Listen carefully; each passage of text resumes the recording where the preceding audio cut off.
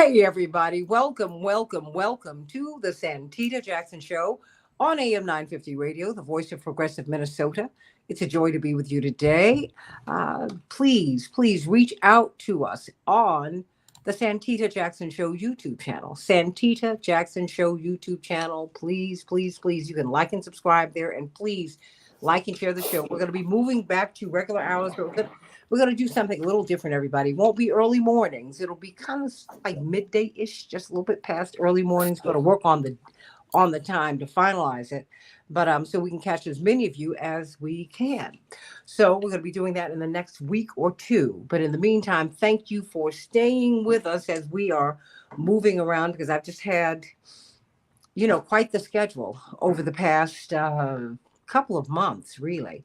And so thank you for being so patient. Please go to the Santita Jackson and Friends Facebook page. Become my friend there, please, and like and share the page. And I am on X at Santita J. You also see the Santita J show, but at Santita J is really the one I really go to all the time.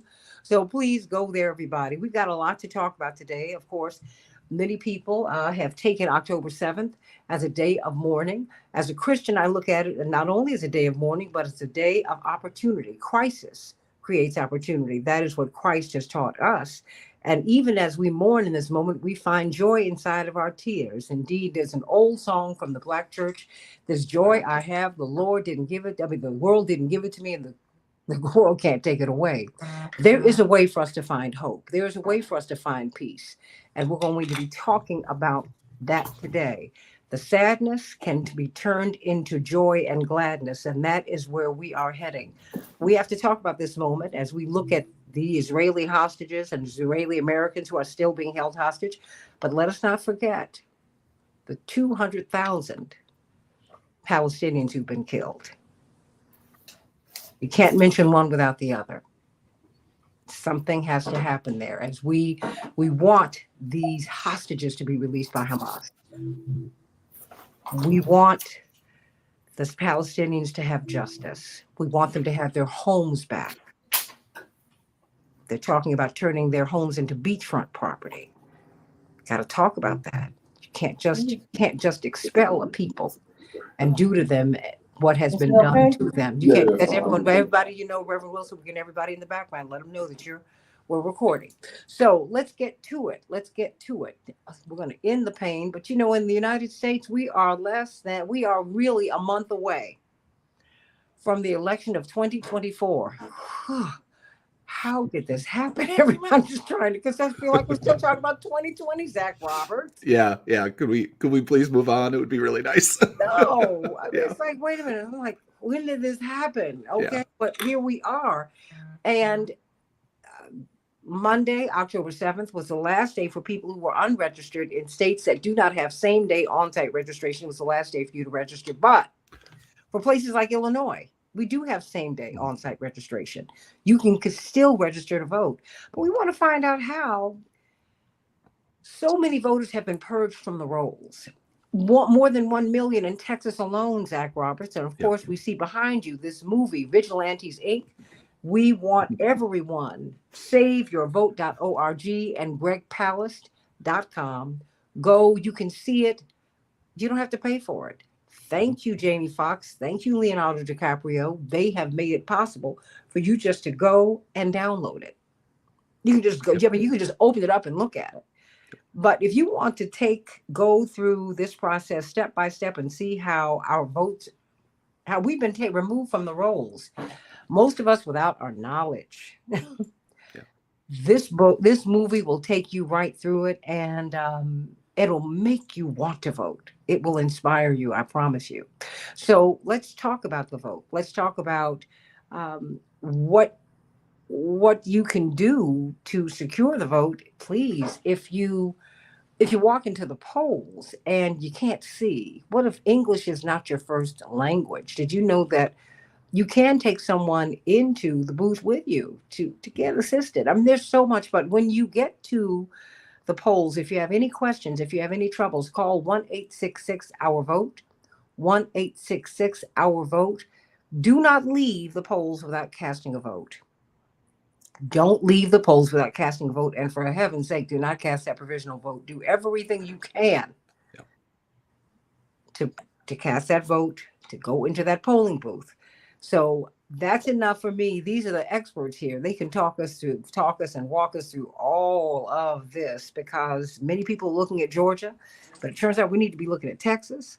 We need to be looking all over the country because the voter purges are happening, everybody. Got to talk about that. And tonight I'll be with If Not Now and other Jewish groups and Palestinian groups as we go over October 7th. Hope to see you in Chicago at at Belmont, just off of Lakeshore Drive. It ought to be quite the moment. But let's talk about the vote, everybody, because I still can't believe we're here. We are just weeks away, a month. It's a month away from the election. I can't believe I need my sweater already. Reverend Dr. Jeanette Wilson from Rainbow Push, Reverend Dr. Jeanette Wilson, Esquire, Texas State Representative Ron Reynolds, Zach Roberts. Of course, you are one of the filmmakers who brought Vigilantes Inc. down to us. And I want everyone to know also he's a brilliant photojournalist. All of these iconic images, Representative Reynolds and Reverend Dr. Jeanette Wilson from Charlottesville. No, who knew that this was going to be what it was? Yeah. These iconic images are images that were captured by Zach Roberts. He is the photographer who was there, who was on site, the photographer of record. So one of these days, we're going to have to sit down with you and ask you what you saw, because I cannot imagine having been there. But let's get right to it. Let me zero in on you, Texas State Representative Ron Reynolds, because 1 million voters, you're head of the Black Legislative Caucus. You hold a tremendous position in Texas. And as Black people are experiencing the reverse migration, Zach Roberts, we're from the South, but we were run out of the South because of terror. The first time a bomb was dropped on Americans was dropped on African Americans in Tulsa. I mean, the white leaders of the town got planes from our armed forces and they dropped the bomb on Tulsa. It wasn't just they didn't just burn it up. It was bombed. These people were bombed out. And so many of us were run out of the South, but many of us are returning to the South. And the state that we're returning to in droves is Texas. In terms of percentages and numbers, more Black people live in Texas than any other state in the United States. So, but it's a rainbow state. And so help me, 1 million plus voters remove. What is going on in Texas? I mean, the border, you've got this you've got this governor who is not taking people back across the border. He's sending them all over the United States. Come on. There's just a lot going on there. So help us. How can 1 million plus people be purged from the rolls? How does that work? How does that happen? Well, Santita, first of all, it's great to be on with such a distinguished panel. I'm always appreciative of you using this platform to really be able to engage and talk about these relevant issues that often mainstream media does not cover. So yes, Governor Abbott, through his hand-picked Secretary of State, has decided to disenfranchise as many people. This is part of a real movement, a MAGA movement to disenfranchise in MAGA controlled states where they have governors that, like Governor Abbott, that they do everything they can to hurt and specifically target communities of color, African Americans, Hispanics, Asians. They've done this with surgical precision through efforts like purges, making it more difficult to vote, uh, trying to restrict early voting, trying to make it more difficult for ballot by mails, going after people um, for minor offenses and trying to throw the book at them, like with Crystal Mason. So there has been a litany of voter suppression tactics ever since the Supreme Court gutted sections of the key provision of the Voting Rights Act of 1965 through the Shelby case, where states like Texas that normally fell under pre-clearance are now, they can just do whatever they want to do almost, right? Until Congress passes the John Lewis Voting Rights and the Freedom to Vote legislation. But so to make a long story short, uh, we did see that significant purge, and there were people who, like we've talked about it before, like Bishop T.D. Jakes of the Potter's House. Almost everybody knows Bishop T.D. Jakes. Well, guess what? He's alive. He's a regular voter. He was purged. There were so many other Texans that were purged that were actual voters. They weren't dead. They hadn't moved to other states. These were registered voters that have voted previously.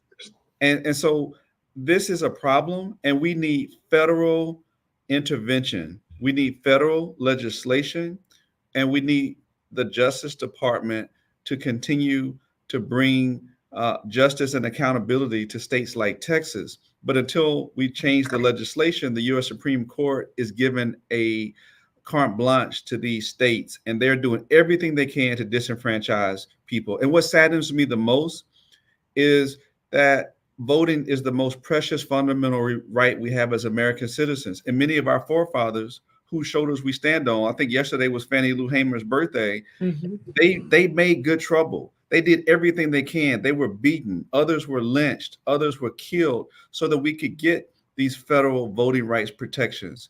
And shame on us if we allow on our watch to go back to those dark days. So no, it's not any, poll taxes or literacy tests. They're doing it through purges. They're doing it through other clever ways of voter suppression.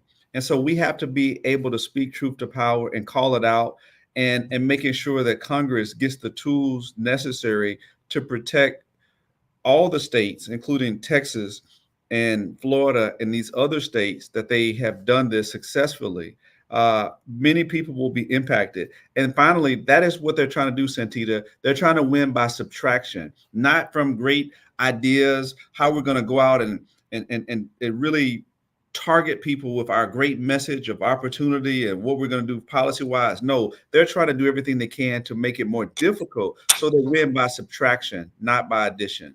Is this, before I pivot to you, Zach Roberts, because this is what this movie is about, is this a matter of political will? Because the tools are at the disposal of Congress. They're at the disposal of the states. Yeah, it is, Santita, and I will tell you, and I'm gonna be. This is probably something where a lot of politicians don't do, but I'm disappointed that President Biden didn't do more through executive action. He didn't lean in like our former great Texan leader Lyndon Baines Johnson, who leaned in to get the Voting Rights Act passed.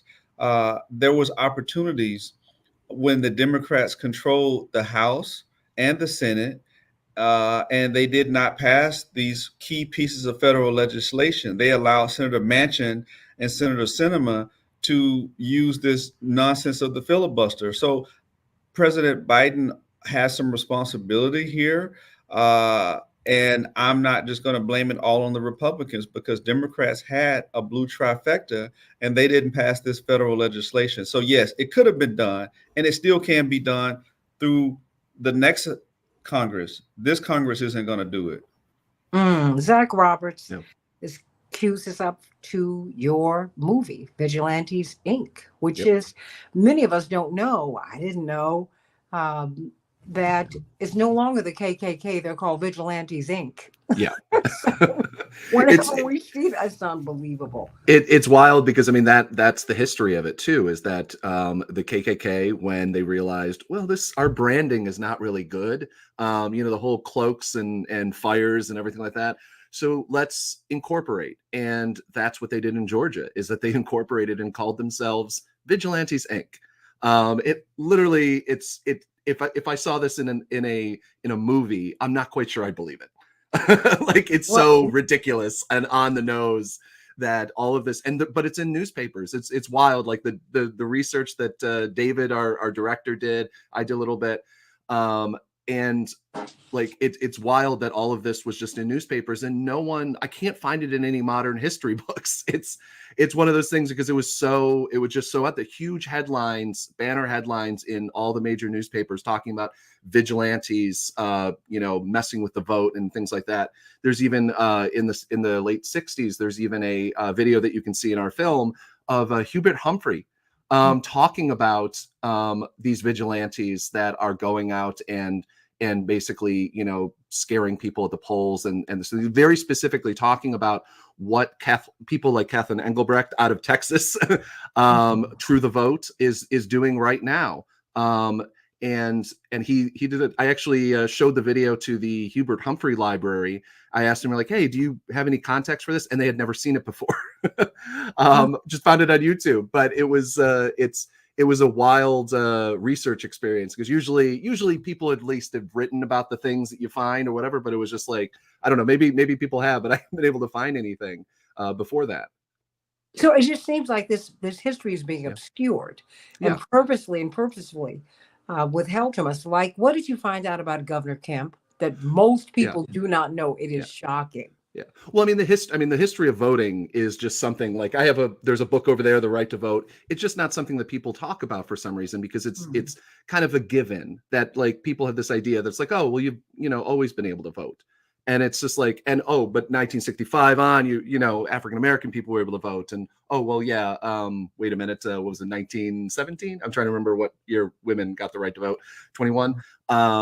And as you keep going back, and we're like, well, did they really get the right to vote even then? But yeah, David Ambrose went down this rabbit hole, our director, and he found, thanks to Kemp's cousin and family, who had kept records of this, not public really, but kept records.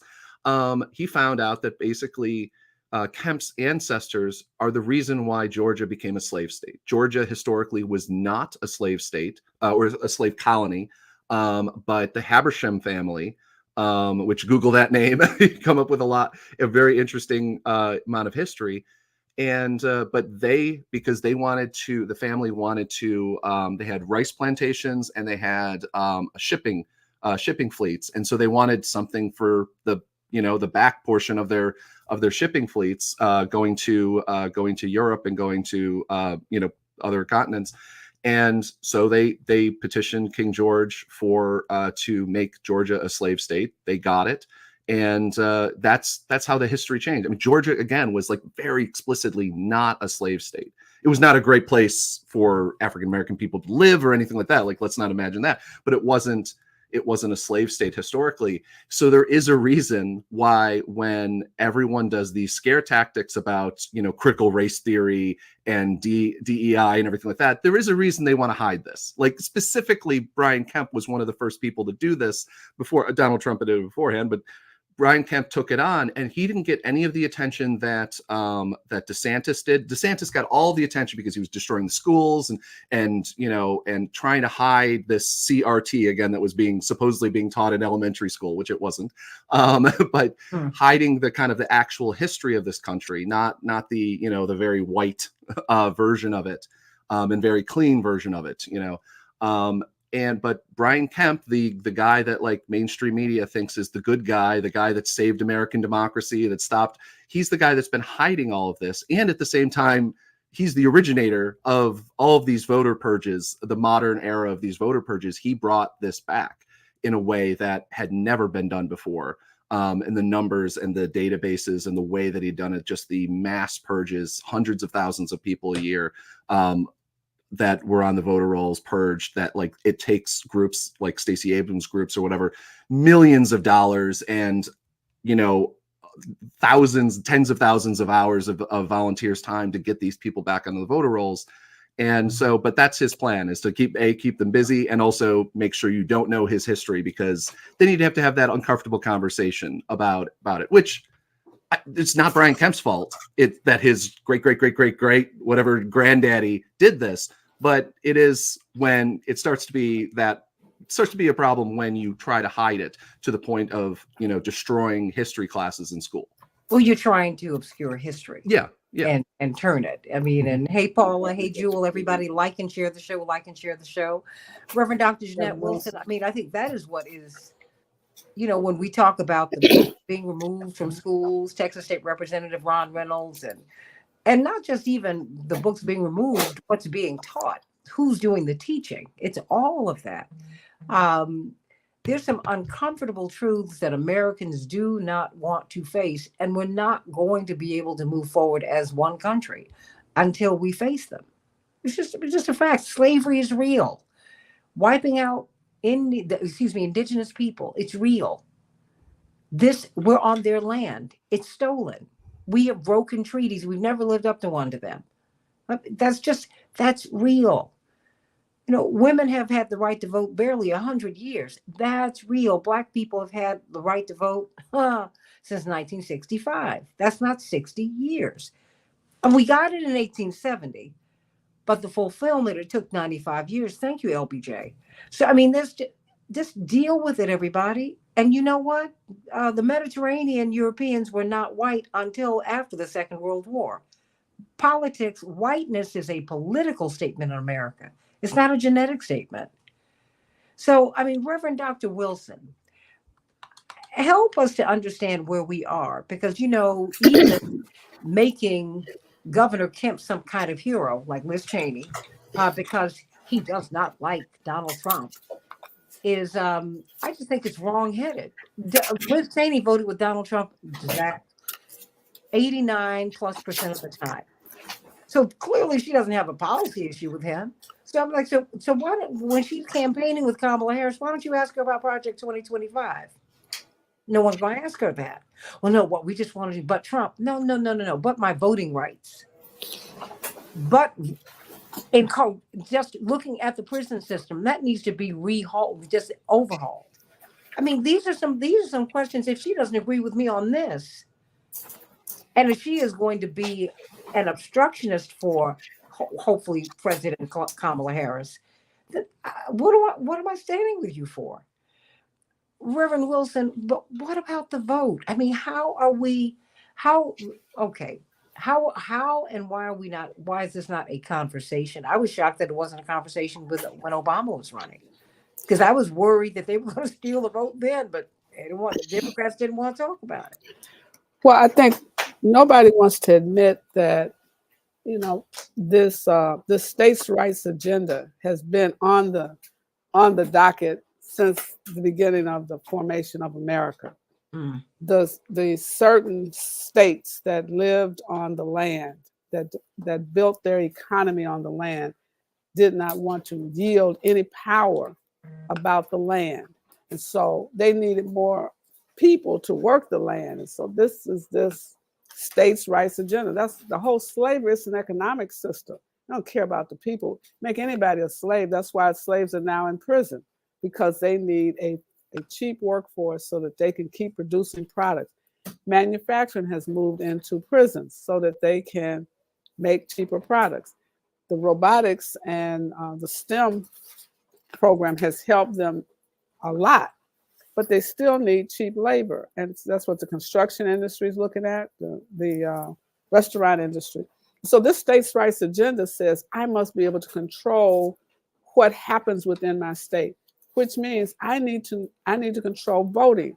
Everybody should not vote. That's why they're fighting about, should the immigrants have a right to vote? Are they citizens? And the citizenship process is enormous. It's crazy. As long as America's been here, the way to get citizenship is untenable. And so they make that part of, you're not a citizen, therefore you can't vote. And I'm not arguing that there should not be a process. It shouldn't take this long. I took the Constitution, you did, and we took the Constitution test, the elementary school to graduate, took it again in high school to graduate. It's not that hard. So with the states' rights agenda, they decide how they draw the line. So they make districts impossible to elect a person of color. I remember when the Chinese did, Asians, but particularly Chinese, as big as Chinatown is a small enclave of people. They did not have anyone representing them as even an alderman. The way Chicago. You remember in Chicago, yes. Mm-hmm. But I submit to you, in other cities where, like in Los Angeles, where there's a large Asian population, they are not trying to allow them to be elected to anything. And so somebody sits and draws the lines to exclude people of color, exclude women. You can figure out how to, from based on the population data, how to draw the line. States are doing that. They do not want equal voting rights for everyone. Zach is just nodding his head. And we keep forgetting the revolution has not been won. We are still fighting the same revolution. And then the states decide when you can vote. Why don't we all have the same right that we have in Illinois? Why can't everybody vote early and register and vote the same day that they go to vote? Why do you have to have? Why can't high school students? You get a driver's license, you get a birth certificate. You should have your voting card when you turn 18. Wait. They can find you when they need you for the draft. That's what I'm saying. When the military is automatic. Just saying. So why can't when they want to find you, they got you. When the government wants to find you, they can find you. When you turn 50, you get your AARP card. I'm like, how do you even know? And I didn't apply for it. You didn't apply for it. And you know exactly where I am. They send it to you, and then they send you this little package that if you register, sign up, you get this. Why are we running around with 18-year-old students? It's automatic. You get your voter registration card in the mail. They know where you are. And so it's designed, the way they even designed the ballots. In South Africa, when Mandela ran, those people could not read or write, but they could vote for him because they saw his picture on the ballot.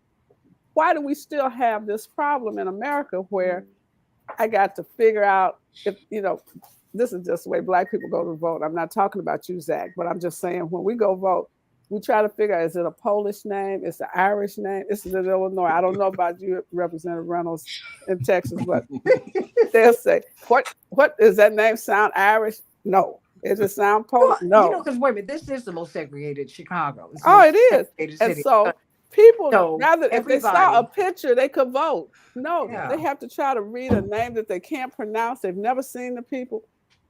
We need to make it easier. The reason they had lines to vote in South Africa was because they knew who they were voting for. And they could be excited about a man who'd been in jail 27 years on a principle. Now he's out.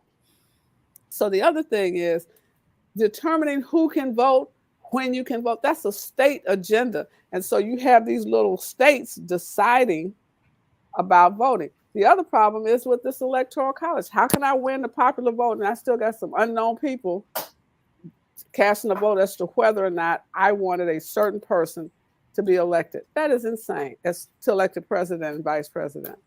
You don't even know who the electors are. If you ask the people on this call, ask them, tell me your elector.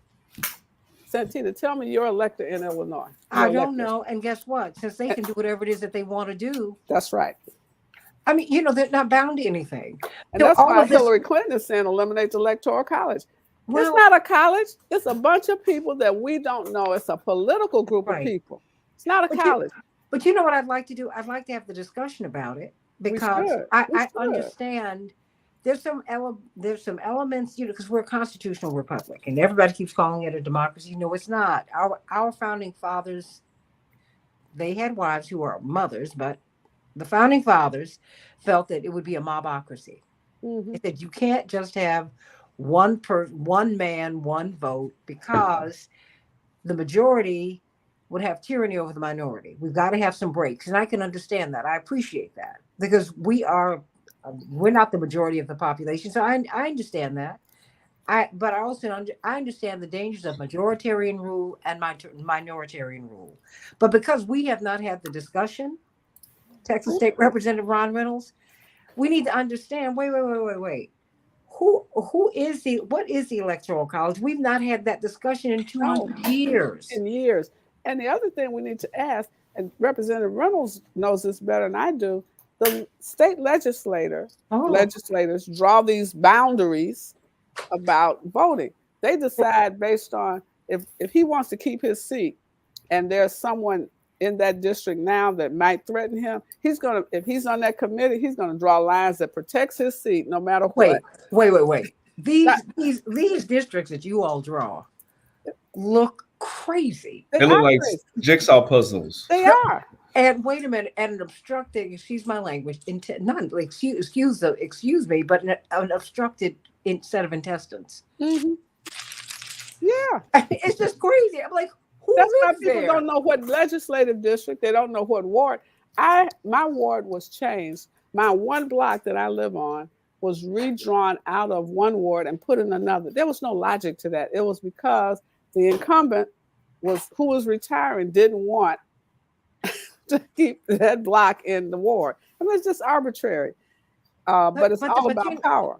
But Reverend Wilson, so much of this is arbitrary. It is. And I mean, and that's what I mean, even how we're expelling people from the rolls. Absolutely. Just take them off. Well, what's not arbitrary is that it is racialized Zach Roberts. Because I see you about to have you're filling him up with the Holy Ghost. Over there. You're filling him up with the Holy Ghost right now. I see No, Zach. Hallelujah. Because he but when you were researching the movie, what did you see? And then I want to find out from you, Texas State Representative Ron Reynolds, what it is that you see from day to day in Texas. Because Texas is, let's say it's representative. It's far more representative, Reverend Wilson, than we even know. Because see, I met this man when he had run away and they were stuck in the hotel in Washington because they had been threatened with arrest. Yeah. And that is real. Because it is. That's how you get down in Texas. And so we were a little concerned. No. And they make no money. Yeah. So it's like, wait a minute, how are your families eating? But just to get things right with the governor. Yeah, it was just absolutely insane because that's how I met you several years ago. But Zach Roberts, I mean, what are you saying? Because this is very deliberate. And there are people who still believe that this is not happening. That they don't believe, Reverend Wilson, Representative Reynolds, that people are being targeted to be pulled off the voter rolls. They don't believe that. They're like, wait a minute, you have to present a death certificate. You've got to present all of these documents in order to be removed from the rolls. I'm like, no, you have some people just sitting back who getting there's a lot of money in this too, Zach. Yeah. Because individuals are expelling tens of thousands of people. Please talk to us. Yeah, I mean, groups like True the Vote, and there's dozens of other smaller groups that are around the nation that are doing it. They are training people with big websites, expensive, databases and some things like that. They've got a lot of money. They'll tell you that they're broke, of course, but they have a lot of money behind them. The Bradley Foundation, far right group, far right money behind them, because they know who gets purged from the voter rolls. They know who ends up getting targeted. And so you have these kind of independent, freelance, volunteer vigilantes that are looking into their neighbors' Facebook pages to try to see, oh, this person says he's a military guy. I'm not going to look at that, but he moved to Texas. He's supposed to live in Georgia. He's supposed to be a thing. So I'm going to screenshot and print out these things, put it in an affidavit. Again, big quotes around affidavit, like the legal kind of behind that, and then send it in and be like, that's enough for them to question and put you on the inactive, not an inactive, but on a question list, basically, which then you have to come in to the Board of Elections office physically and show up and prove that you are a resident, which, yeah, if you're a member of the military and you're in Texas and you're voting in Georgia, that's okay. Same thing. If I was in California for a month working with Greg, if I got my ballot while I was gone, if somebody questioned that I was living there, it's okay. It's okay to leave your home, and even for a while, even for a length of time. I have friends who are in the military who live in a different state, but their residence is here, or the residence is in Florida or wherever, and that's where they vote because that's where they consider home. They're just away for even 3 years or whatever. And so they don't know any of this, and they don't really care. They just want to, rack up the numbers or whatever. You have, people like Pam Reardon who are doing thousands of them. You have people like Alton Russell who are doing tens of thousands, and they don't even know the people's names that are on the list. They're just given them often by True the Vote, and then they can sign off on them and put them in. I think Greg has made a big point before. Greg Palast has made a really big point before that. I don't know why we're not suing these people. I mean, these people are disenfranchising you incorrectly, and the people who are affected by this should be able to hold them liable for this.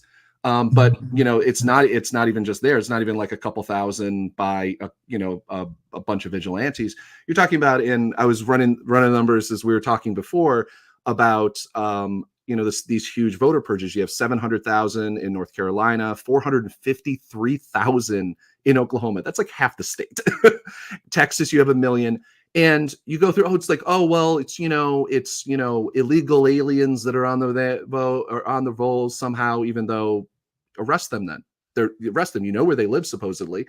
They never do that. Texas doesn't do it. Georgia doesn't do it. They always like to use that as a big scare tactic.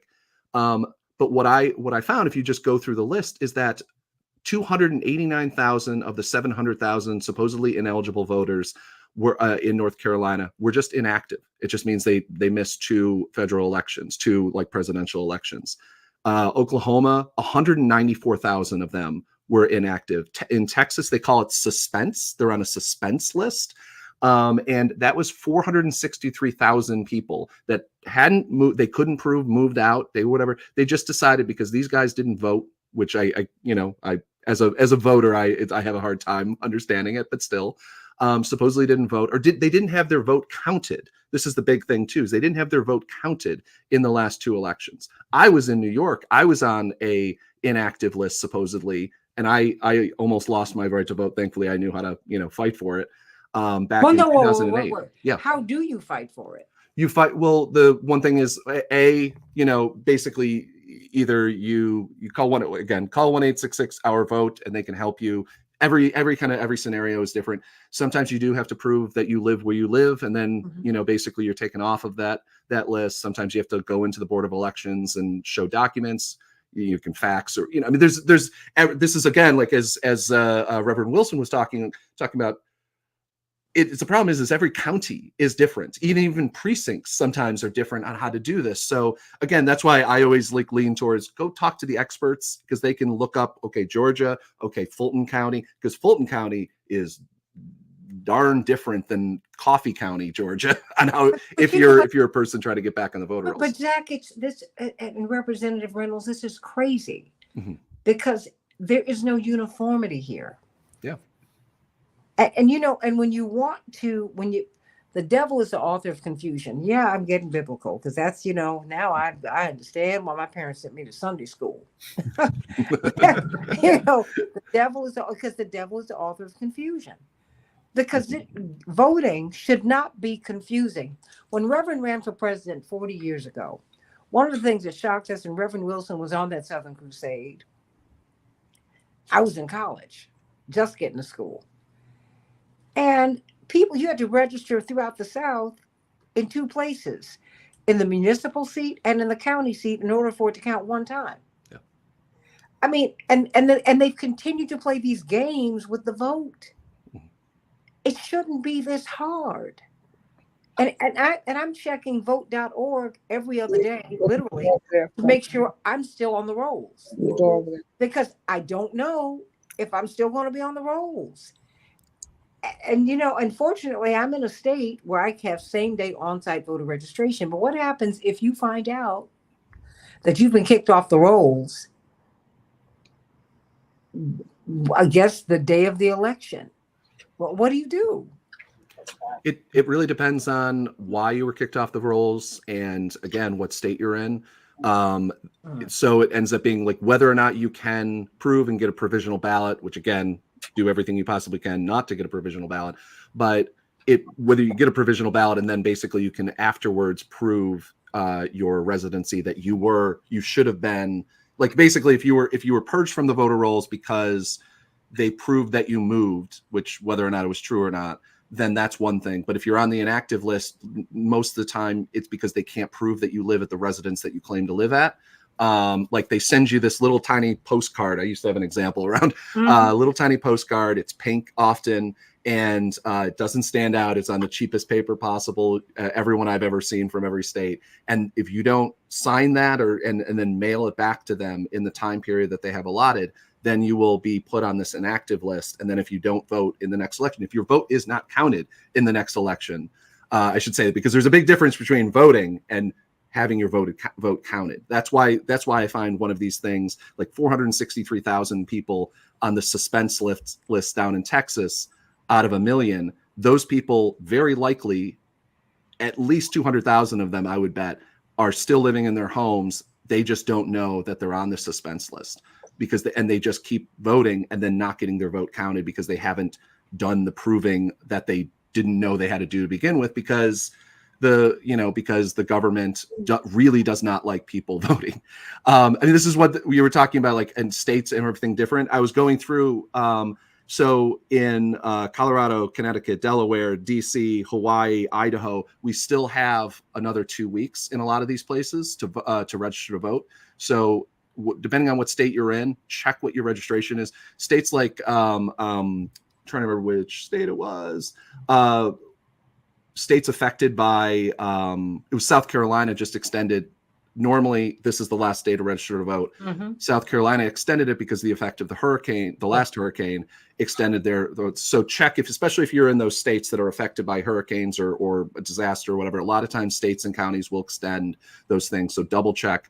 That also means double check your vote registration, even if you know you're registered in this time period, because then you have an opportunity to make sure that, if you're on an inactive list, because it'll tell you like, oh, you're in a hazy electoral situation, then so double check that either way. Even if you're like secure, I voted in the last election, I know my vote was counted, I got my absentee ballot, double check that you're not in the meantime, because this stuff comes up all the time. And especially in Georgia, they have managed to, with SB 202, managed to kind of skip over all of the ridiculous voting or NRVA laws of not being able to purge people in 90 days and doing all this.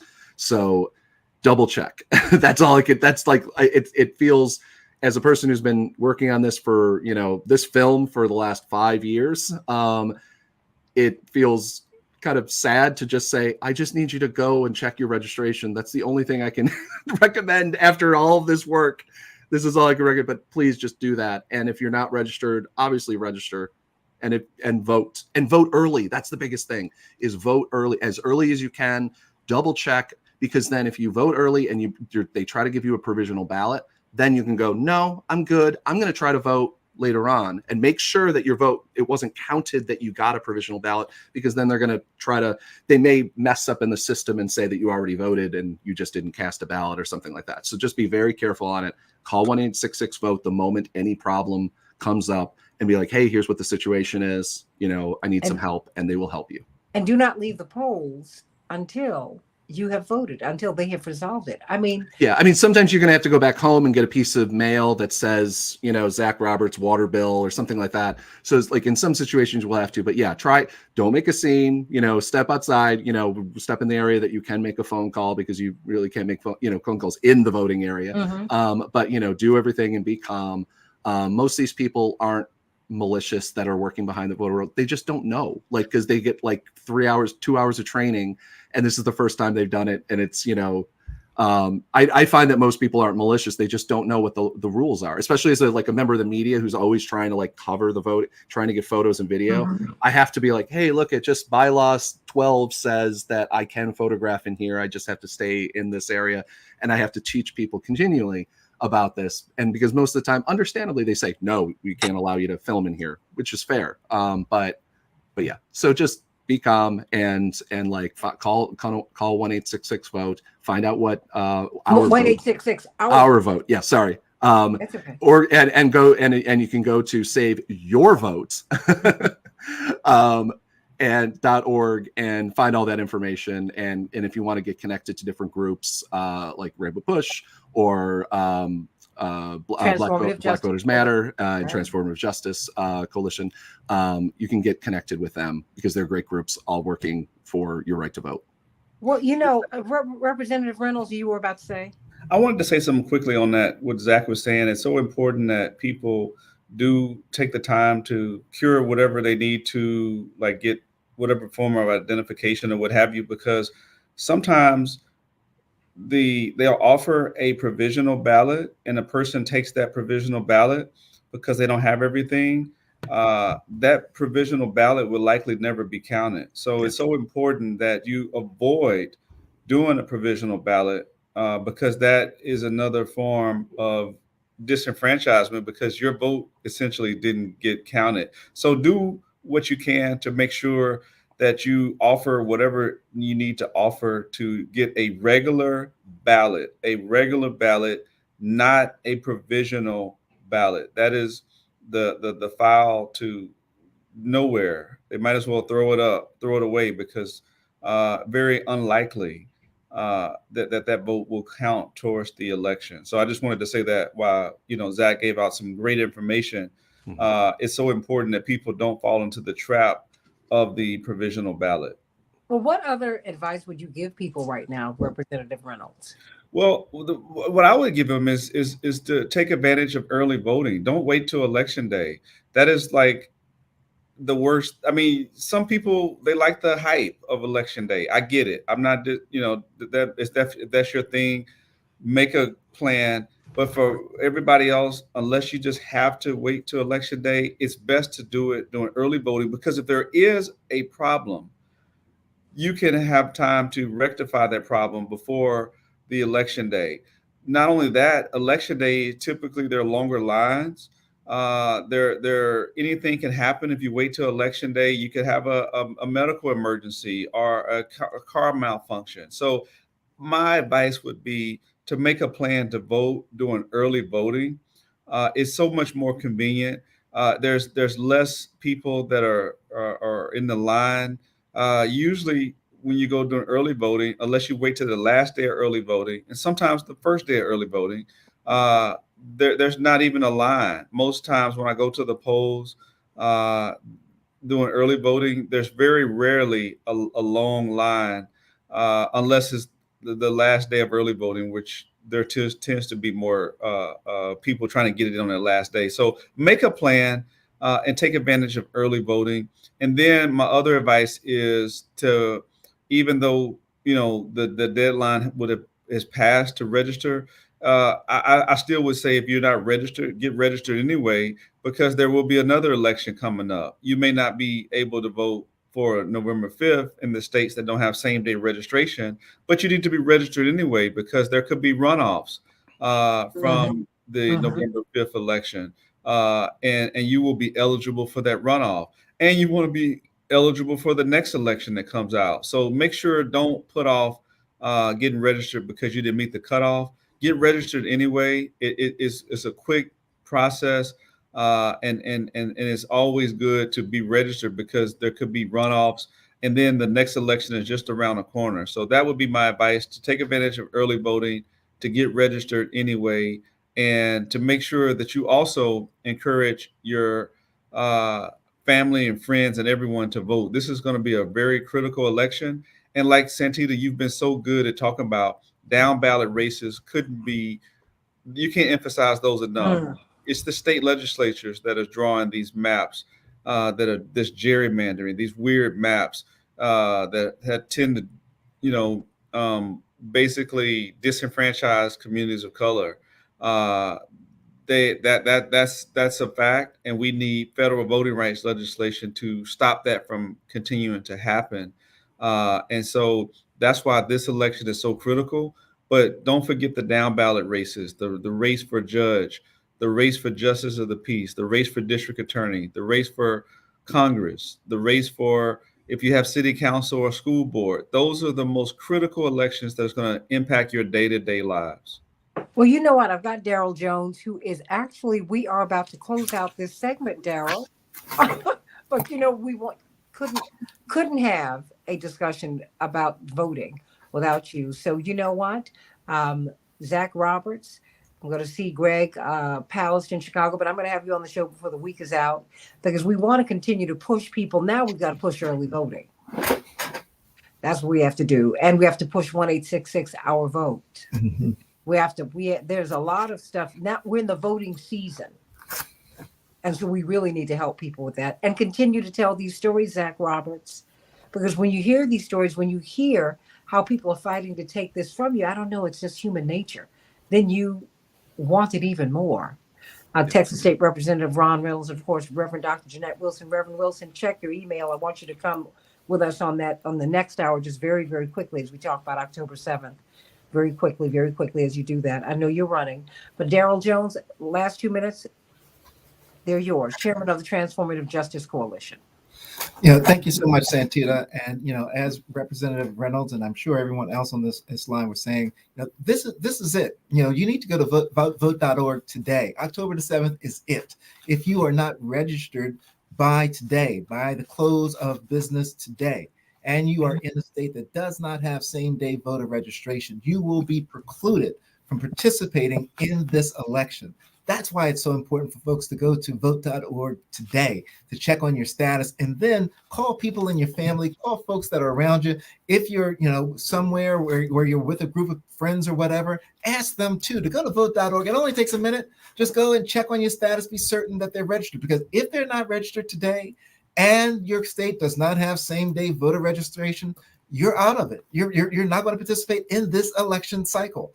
And if it is so important that we all participate in this election cycle, if you run into any instance with regards to your absentee ballots, because absentee ballots are now going out, you need to call 866-OUR-VOTE. You need to call 866-OUR-VOTE to talk about those issues that are there. And we got to be very careful with the absentee ballots when you're filling them out. Don't put stray marks. Don't put go Dems, go whatever. Don't put any of that stuff, because if you put that on there, your ballot will be disqualified. So folks, look, go to vote.org, find out what's happening. If you're running into issues, go to 866-OUR-VOTE and find out and get answers to those questions. And by all means, we encourage you to have other people listen into this show, because Santita will be bringing the information that others need to hear with regards to things that may have instances that may occur when you're out in person voting and issues you may encounter. Listen to the show and get the correct information so you'll know how to help people that are having those situations. And if necessary, you'll know how to address the situation yourself.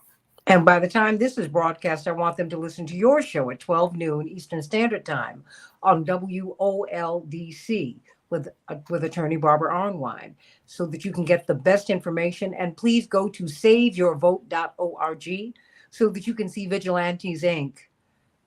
It won't cost you nothing, and you will learn a lot. It is a great movie. I wouldn't push it. I wouldn't ask you to do it, unless it was going to be well worth your time, and it will be.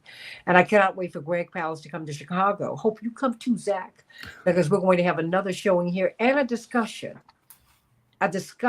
about the vote. But we're going to continue to talk about the vote and the issues driving you to or away from the polls for the rest of the week, really for the next few weeks, because there are a lot of questions that you will not ask until you are confronted with an issue. And so we're going to go through as many scenarios as we possibly can, Daryl and Zach Roberts and Texas State Representative Ron Reynolds. You're already familiar to the audience, and they're going to be very, very familiar with you, because they need to hear. Because now it's getting real for us. Now it's getting very important to us. So everybody, please vote.org. Please contribute to and support the Transformative Justice Coalition. They're doing this work. It's work that nobody wants to do until the election time comes. And it's work that needs to happen every single day. Vigilantes Inc., please go to saveyourvote.org or gregpalast.com so that you can see this movie and go on and catch up with Texas State Representative Ron Reynolds on social media. You might even see me there. Hello.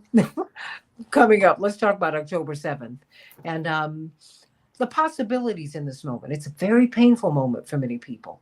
As we look at the hostages that are still being held, we're thinking of the hundreds, more than 200,000 Palestinians who've been killed in this conflict, and it is expanding. What can we do to give justice to the Palestinians and security to the Israelis? They're married to each other. Lions and lambs have to lie down together. The biblical promise is you have a place at the table, but it will be in the presence of your enemy, because remember, your enemy, your opposition is God's child too. God loves us all. So let's figure it out, everybody. The second hour of the Santita Jackson Show here on AM 950 Radio, the voice of progressive Minnesota, in just a few minutes.